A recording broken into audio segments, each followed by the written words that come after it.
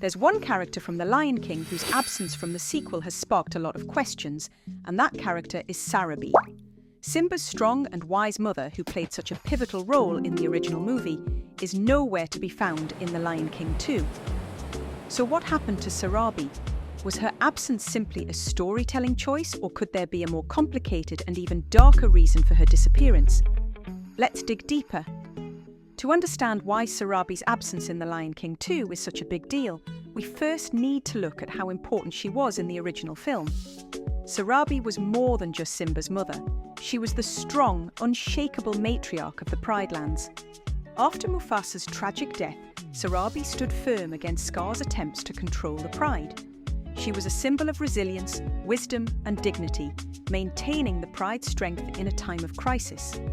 While Simba was off running from his responsibilities, Sarabi remained the backbone of the Pride. She knew the dangers of Scar's rule, but she had to protect her family, including her son, even from afar. The impact of Sarabi's strength was immeasurable.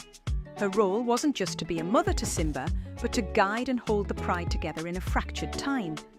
This is why her absence in the sequel is so surprising. How could such an influential character simply disappear from the story?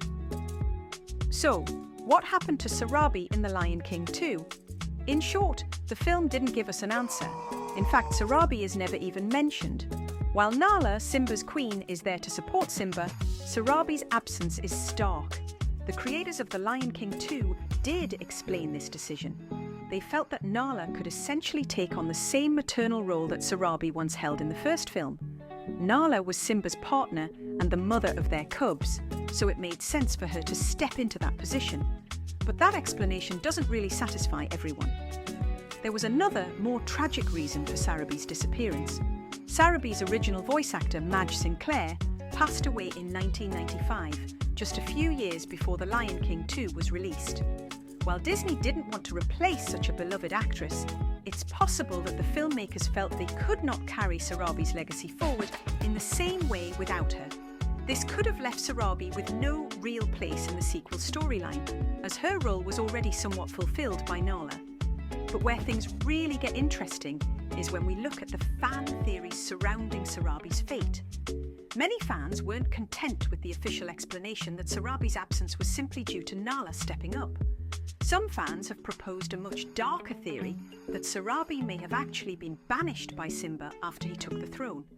This theory hinges on the idea that Simba, after his return, may have been trying to remove any influence of Scar from his reign. There's a particularly dark thought that Simba might have exiled his own mother, thinking that her presence was a reminder of Scar's legacy. Fans have even speculated that Sarabi might have had a child with Scar. Possibly Nuka, who we know from The Lion King 2 was deeply resentful of Simba's rule. If Simba thought Nuka was a threat to his family and his reign, he might have seen Sarabi as too closely tied to Scar's bloodline and chosen to banish her. While this is purely speculative, it adds an interesting layer to the Lion King universe. Imagine Sarabi, once such a powerful force, being forced into exile by her own son. It's a tragic thought, and one that would have added much emotional weight to the story. But this theory, though popular, isn't necessarily canon. Now let's take a more grounded approach and think about the reality of lions and their lifespans. Lions typically live to be about 12 to 15 years old in the wild, but they can live longer in captivity. However, by the time The Lion King 2 rolls around, Sarabi would be quite old for a lioness. If we assume that Simba was around 5 years old at the time of his return to Pride Rock, Sarabi would be at least 10 to 12 years old by the time The Lion King 2 happens. At this age, she would likely be in her twilight years. In the wild, lionesses in their tens are rarely as active as they once were, and they often have a diminished role in the pride. It's not unrealistic to think that Sarabi had passed away by this point, peacefully, off-screen, with her absence simply being due to age. In fact, this explanation makes the most sense.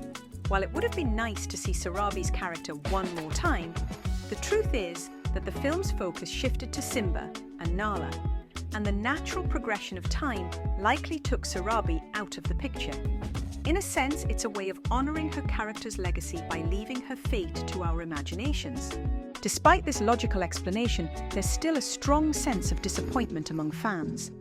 Sarabi's absence is often cited as one of the main flaws of The Lion King 2. After all, she was a key figure in Simba's life, and to not acknowledge her in any meaningful way in the sequel feels like a missed opportunity. Fans had hoped for at least a passing mention of Sarabi, or perhaps a scene that explored her legacy within the Pride. There's a lot of emotional weight tied to Sarabi's character. She wasn't just a maternal figure, she was a symbol of strength, resilience, and wisdom. Her disappearance from the sequel left a gap in the story that fans felt could have been filled with more depth. The movie could have explored her influence on Simba's leadership or showed her having a peaceful role in Simba's new pride. Instead, her absence felt like an unaddressed void, which left many feeling unsatisfied with the film's handling of her character's legacy. So, why didn't Disney give us closure on Sarabi's fate? There are a few possible reasons. First, the film's focus was on Simba and Nala's family. Sarabi was no longer a central figure in Simba's life by the time the sequel rolled around. Second, there was the logistical issue of the passing of her voice actor, which may have left Disney unsure of how to proceed with her character. But there's also a deeper reason for Sarabi's absence. By leaving her fate unresolved, Disney allowed Sarabi's legacy to live on in the hearts of fans. It gave her character an almost mythic quality, one that we could imagine for ourselves, whether it was her peaceful passing, a tragic exile, or something else entirely. So, was Sarabi's absence a missed opportunity, or was it a choice that allowed her legacy to remain untold? Fans still debate what really happened to her, but one thing's for sure. Sarabi was an irreplaceable figure in the Lion King universe. What do you think happened to Sarabi? Was she exiled? Did she pass away peacefully? Or was there something else at play? Let us know your thoughts in the comments below.